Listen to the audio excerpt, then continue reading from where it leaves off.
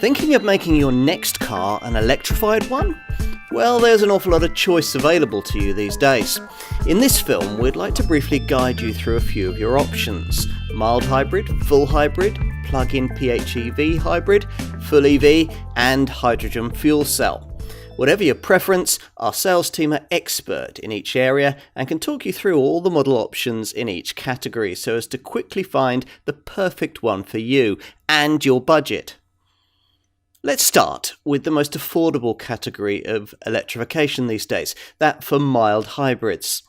Mild hybrid technology differs from full hybrid technology in that with a mild hybrid, the car is never running fully under electric power.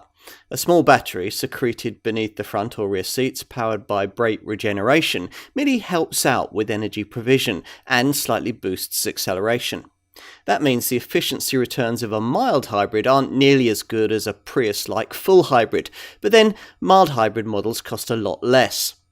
Full hybrid tech is slightly different, the kind of thing pioneered by Toyota's Prius back at the turn of the century and perfected, primarily by Toyota and Lexus, in the decades since. The engines on offer in this category can't be plugged in for a degree of all-electric range, so they're sometimes called self-charging hybrids to differentiate them from the PHEV variety. Full hybrid tech uses a larger battery than would a mild hybrid engine, which allows the power plant to switch in and out of full electric mode in town traffic. But if you want to go any real distance on electrified power, yet retain the peace of mind that comes with the extended driving range you can currently only get from a conventional combustion petrol or diesel engine, then what you'll need is a PHEV plug-in hybrid. This uses a larger battery still, which will typically give you an all-electric driving range of around 30 miles, provided you keep the car fully charged. And when the range is used up, the engine will seamlessly switch into combustion mode.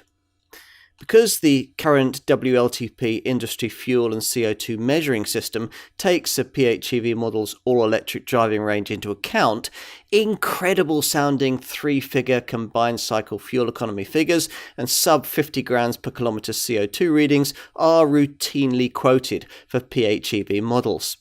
Now, you probably won't achieve these in typical day-to-day motoring, but the important thing is that the government believes them, which is why benefit-in-kind taxation rates on PHEV models are far lower than the rates applied for other kinds of combustion engine vehicle.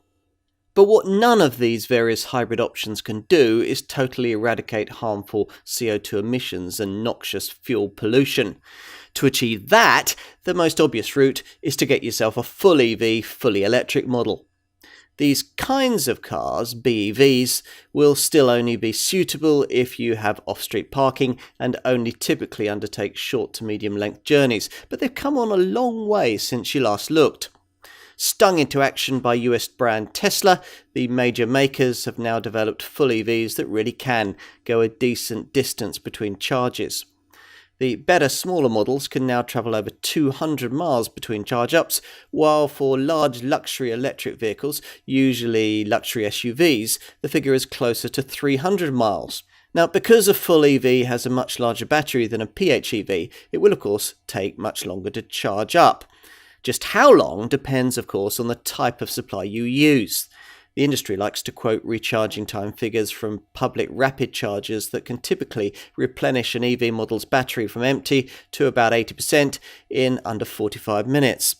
These are difficult to find though, and will be until a better charging public infrastructure can be established, though things are progressing quickly in that regard. In the meantime, a typical 7 kilowatt wall box installed in your garage will easily be able to replenish your EV overnight.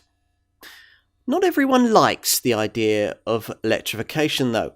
Some people's perspective is that combustion engines are intrinsically polluting and basically inefficient, and that any kind of plug-in EV merely moves the environmental pollution point from the vehicle to the power station that charges it. These are the people who will be most interested in the idea of hydrogen fuel cell power, which is predicted to be the next big thing after EVs. Fuel cell vehicles combine hydrogen and oxygen to produce electricity, which runs a motor. Since they're powered entirely by electricity, fuel cell vehicles are considered electric vehicles, EVs. But unlike other EVs, their range and refueling processes are comparable to conventional cars and vans. Converting hydrogen gas into electricity produces only water and heat as a byproduct, meaning fuel cell vehicles don't create any tailpipe pollution when they're driven. In fact, it's claimed that they actually clean the air around them as they drive. A hydrogen refill takes about the same amount of time as filling the tank of a conventional combustion engine petrol or diesel model, around 5 minutes. That's the good news. The bad news is that finding a hydrogen station to facilitate that process is likely to be a challenge. At the moment, there are only a handful of hydrogen filling stations in the UK, though there are plans to increase their number to 65 by the year 2025. There are currently only 2 hydrogen fuel cell models on the market, the Toyota Mirai and the Hyundai Nexo, but you can expect that to change as the refueling infrastructure improves. So, lots of choices then.